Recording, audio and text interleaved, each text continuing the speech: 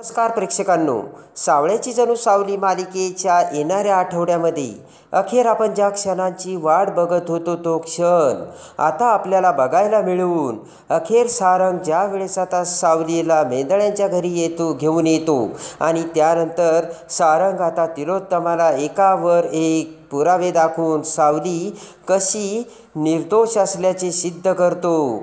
अस्मी आणि ऐश्वर्याने मिळून जे कट कारस्थान रचून सावलीला बाहेर काढले हे पुराव्यासकट सारंग तिलोत्तमासमोर आणतो आणि त्यानंतर सगळं काही ऐश्वर्याचे पितळ उघडे पडताच आता रागाने लालबुंद झालेली तिलोत्तमा आता खटकन ऐश्वर्याच्या कशी कानाखाली जाळ काढते आणि त्याचबरोबर अस्मीचा खोटारडेपणा समोर येऊन आता मोठा न्याय करायला सांगताच तिलोत्तमा आता ऐश्वर्याच्या कानाखाली देऊन अस्मीची घरातून कशी हकालपट्टी करते आणि अक्षय तृतीयाच्या दिवशी सगळ्यात मोठा सुनेचा मान सावलीला देऊन तिलोत्तमा ही आता सावलीचा कसा सून म्हणून स्वीकार करते आणि मेंदळ्यांच्या घरात सुनेच्या अधिकाराने आणि नवऱ्याच्या प्रेमाने सावली आता कशी तिच्या गोड संसाराला सुरुवात करते हे सगळं आपल्याला या व्हिडिओमध्ये बघावयास मिळणार आहे।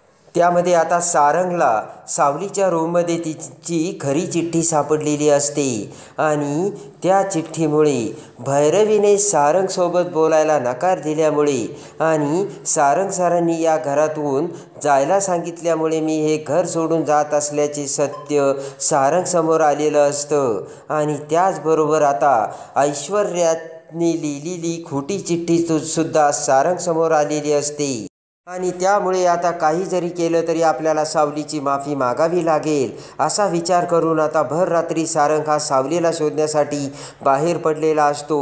नदीच्या किनाऱ्याने जंगलातून वाट सापडेल तिकडे सारंग आता सावलीचा शोध घेत असताना आता मात्र सारंगला सावली काही सापडत नसते आणि जंगलाच्या त्या भरगच्च अंधारातून आता जात असताना इकडे मात्र आता सारंगची गाडी आता समोरून आलेल्या टेम्पोला वाचवण्यासाठी झाडाला धडकलेली असते, पण त्याही क्षणी आता सारंग हा जंगलातून पायी जात इकडे तिकडे सावली अशी हाक मारत सावलीला शोधण्याचा प्रयत्न करत असतो आणि त्याच वेळेस आता सारंग येत असल्याचा संकेत सावलीला मिळालेला असतो। झोपेतून खडकन उठून सावली आता सारंगला शोधण्यासाठी कंदिलाच्या उजेडात त्याच रस्त्याने जंगलातून इकडे तिकडे बघत असते आणि जेव्हा आता सावलीचे लक्ष सारंगकडे जाते तर अंधारामुळे सारंग आता घाबरत असतो आणि सावली सावली अशी हाक मारत असतो। हे जेव्हा आता सावली बघते त्याच वेळेस आता इकडे सारंग आता तोल जाऊन खोल दरीमध्ये पडणार एवढ्याच पाठीमागून सावली तिथे येऊन सारंगचा हात धरते आणि खऱ्या अर्थाने सावलीने सारंगला वाचवलेले असते। क्षणभर डोळे उघडून सावली आपल्याला भेटली हे सारंगच्या लक्षात येऊन त्या क्षणी सारंग आता बेशुद्ध पडतो। सावली आता सारंगला त्या जनीच्या घरी घेऊन येते। इकडे आता रात्री सारंगने आराम करताच दुसऱ्या दिवशी सारंग आता उठून बसतो आणि सावलीला बघतो आणि सावलीला बघता क्षणी सारंगला खूप आनंद झालेला असतो आणि त्या क्षणी सारंग हा सावलीला सगळं काही विचारतो। तू घर का सोडून आली, तू गेल्यामुळे माझी काय अवस्था झाली, हे सगळं आता सारंग जेव्हा सावलीला सांगतो तेव्हा सावली घडलेली सगळी हकीकत आता सारंगला सांगते। सावली म्हणते, तुम्हीच मला घर सोडायला सांगितलं होतं तेव्हा मी तुमचा शब्द कसा मोडू आणि त्यानंतर आता आपल्याला भैरवीने कसे तुमच्यासोबत बोलू नको असे सांगितले होते। ही सगळी हकीकत सावलीने सारंगला सांगताच सारंग हा आता माफी मागतो। सारंगच्या आता सगळं काही लक्षात आलेलं असतं। जनी आणि सावलीचा जीव वाचवलेल्या त्या म्हाताऱ्याचे आता त्या आजोबाचे सारंगने हात जोडून आभार मानलेले असते आणि त्यांना जर काही यापुढे मदत लागली तर मेंदळांचा दरवाजा कायम त्यांच्यासाठी उघडा असेल असे सांगून आता सारंगने सावलीला घरी घेऊन सारंग आता निघालेला असतो। इकडे मात्र आता तिलोत्तमाने सारंगला 2 दिवसाची मुदत दिलेली असते। ती सावली जर 2 दिवसात इथे आली नाही आणि तिचा खरेपणा जर तिने सिद्ध केला नाही तर मी म्हणेल ती पूर्व दिशा असे तिलोत्तमाने सारंगला सांगितलेलं असतं आणि त्यासाठी आता तिलोत्तमाने अस्मीसोबत लग्न लावून देण्याचा निर्णयही घेतलेला असतो। आणि तेवढ्यात आता रात्री सारंग तिथे येतो ऐश्वर्या, अस्मिता, नील, चंद्रकांतराव सगळेजण तिथे असतात आणि सारंग आता लगेच दरवाजाकडे बघत म्हणतो की सावली ये आतमध्ये ये. आणि सावलीला बघता सगळ्यांना मोठा धक्का बसलेला असतो. पटकन सावली आता आतमध्ये येते.